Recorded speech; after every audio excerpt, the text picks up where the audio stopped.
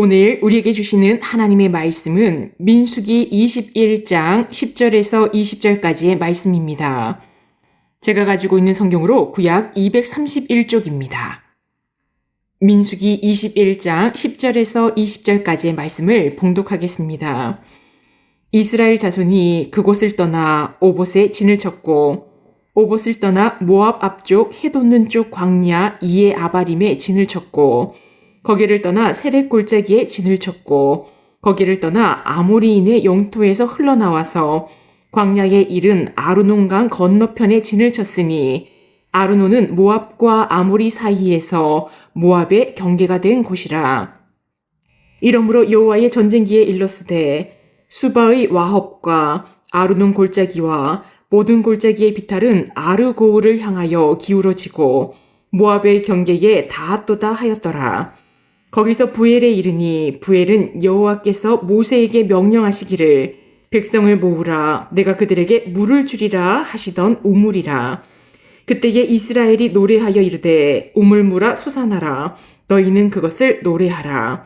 이 우물은 기일관들이 팠고 백성의 귀인들이 규와 지팡이로 판 것이로다 하였더라. 그들은 광야에서 마따나에 이르렀고 마따나에서 나할리엘에 이르렀고 나할리엘에서 바못에 이르렀고 바못에서 모압들에 있는 골짜기에 이르러 광야가 내려다 보이는 비스가산 꼭대기에 이르렀더라. 아멘. 오늘 우리에게 주신 하나님의 말씀의 제목은 불평에서 찬송으로 회복의 여정이라는 제목으로 말씀을 나누겠습니다. 찰스 콜슨이라는 사람이 있습니다. 그는 닉슨 대통령의 특별 보좌관으로 권력의 정점에 있었던 인물입니다. 그러나 그는 워터게이트 사건으로 인해 감옥에 수감되었고 인생의 바닥을 경험하게 되었습니다. 그가 감옥에서 처음 경험한 것은 모든 것이 무너졌다는 절망이었습니다. 정치적 생명도 끝났고 가족은 상처를 입었고 자신의 명예도 실추되었습니다. 감옥은 그의 자존심을 꺾기에 충분한 장소였지요.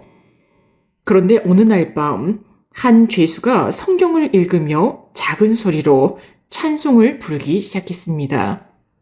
그 찬송은 내 주 대신 주를 참 사랑하고 였습니다. 감옥이라는 가장 어두운 공간에서 울려 퍼지는 그 찬양을 들으며 콜슨은 무너졌던 마음의 벽이 녹아내리는 것을 경험했습니다. 그는 후에 회심하고 이렇게 고백합니다. 나는 감옥에서 잃은 것이 아니라 참된 생명을 얻었다. 불평할 이유는 많았지만 찬송할 이유가 더 컸다. 하나님은 폐허 가운데서도 찬송의 샘을 터뜨리신다.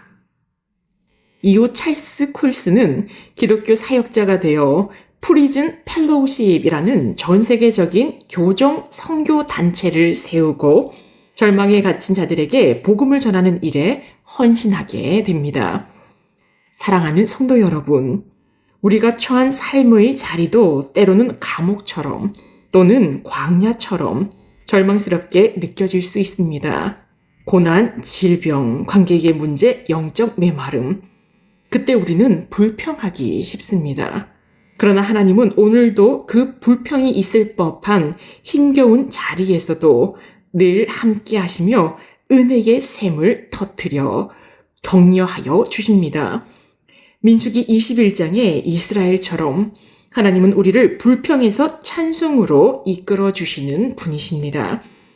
오늘 말씀을 통해 하나님께서 불평에서 찬송으로 회복시키시는 그 여정에 대하여 함께 나누어 보고자 합니다.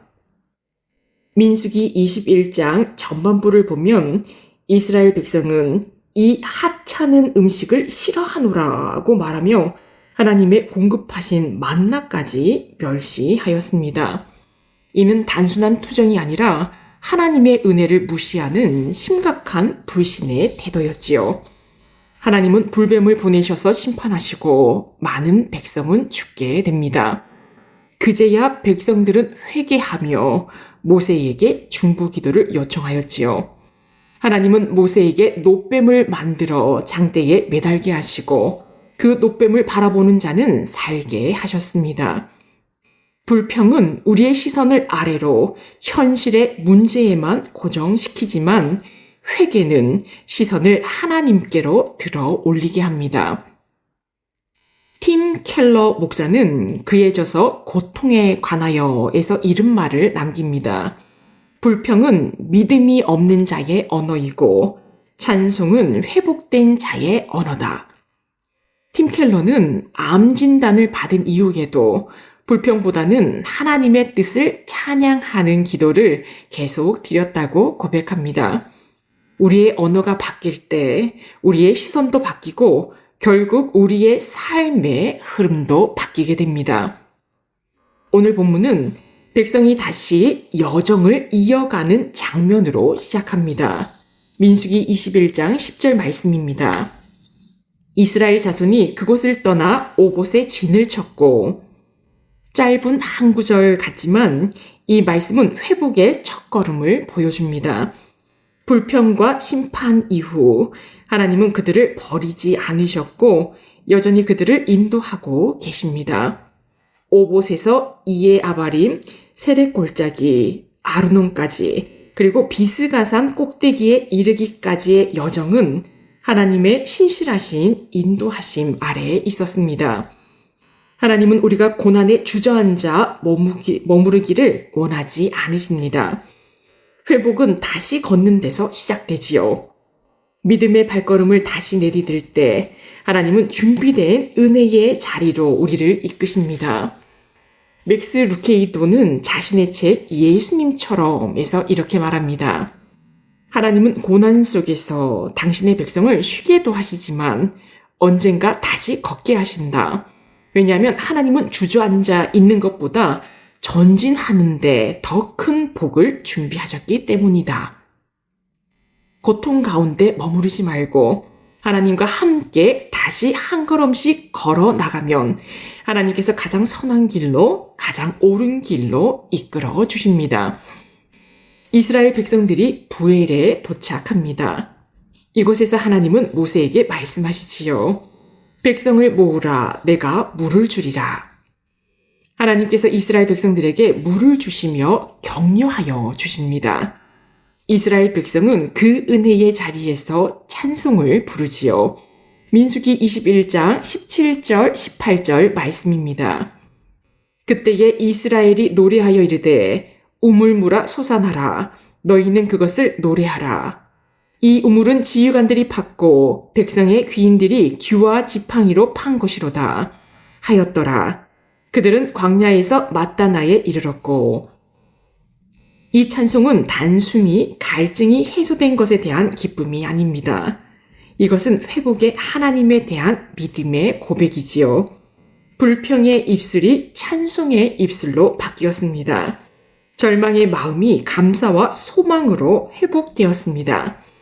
하나님은 언제나 회복을 원하십니다.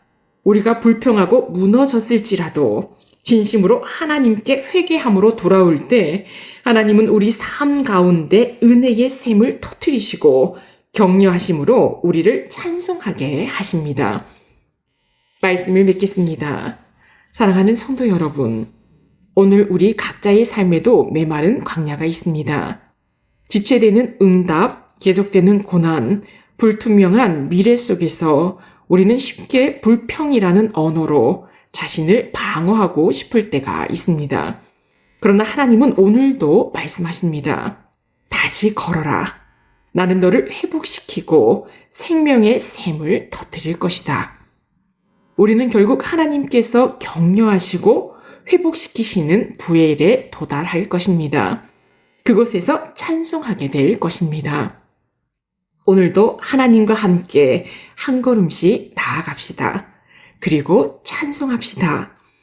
하나님은 불평의 자리를 찬송의 자리로 바꾸시며 회복시키시는 하나님이십니다.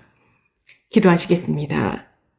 사랑의 하나님, 오늘도 우리를 부르시고 말씀으로 회복시키시는 은혜에 감사드립니다.